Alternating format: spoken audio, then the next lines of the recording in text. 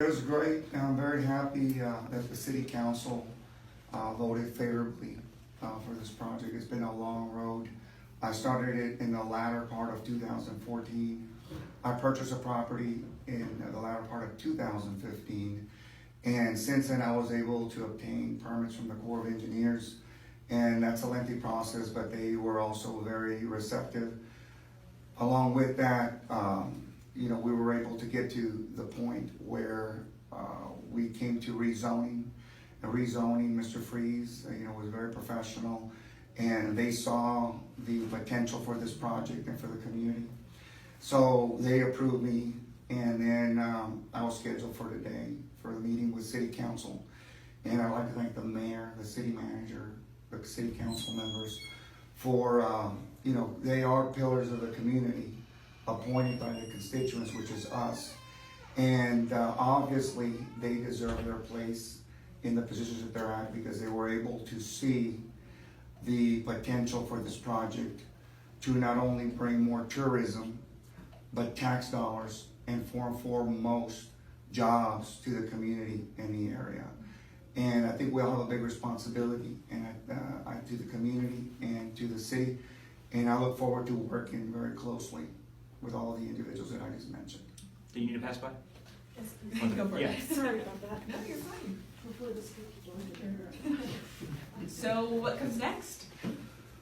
Right now, I'm working very closely with urban engineering, my architects, my legal, Mr. Alex Hernandez, my CPA to put this project in order as far as submitting blueprints to the building department.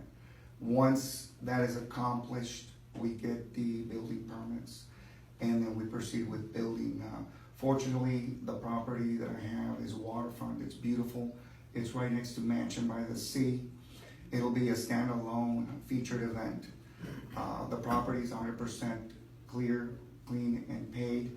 So we're ready to do financing and move forward with this project. Do you foresee any trouble as far as you can't do septic out there and there's no hookup, getting all that stuff ironed out, electric, you name it? That is an excellent question. I right now am consulting with sanitary engineers, sanitarian, and that if we have to go self-contained, that is not an issue. But we are leaning more towards running a sewage line directly to the city sewage. On your dime? Yes, absolutely. What would you say to the doubters out there? They saw the casino boat not work out and they may be doubting this project's actually going to happen. That's a good question. My project is being deemed as a failed project, but you can't have something fail that you didn't bring. We have access to 2 casino ships because we did not have infrastructure and we were not permitted at that time. We were not able to bring a casino ship. Originally, we were going to bring one out of Corpus Christi that was a high-speed catamaran, and that was a viable tool because we could get it out in a timely manner into international waters. When that vessel was no longer available, we went to a vessel that was not as fast, that only goes 12 knots. So we had to begin looking for property that was closer to the Gulf of Mexico, closer to international waters.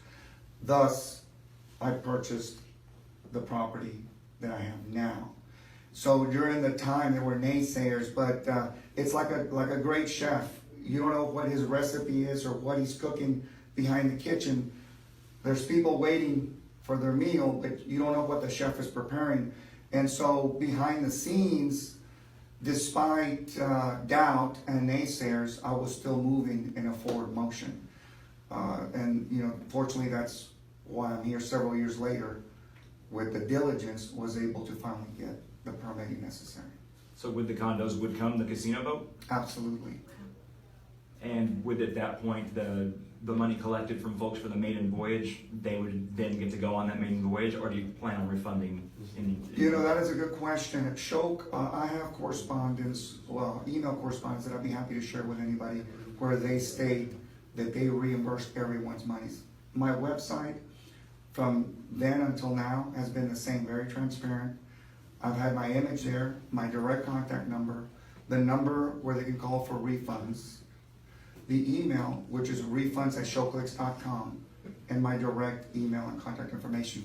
I've always been very transparent. If there's anyone that say that there's monies owed, they can still contact Showclicks. I've never had possession of any ticket monies at all.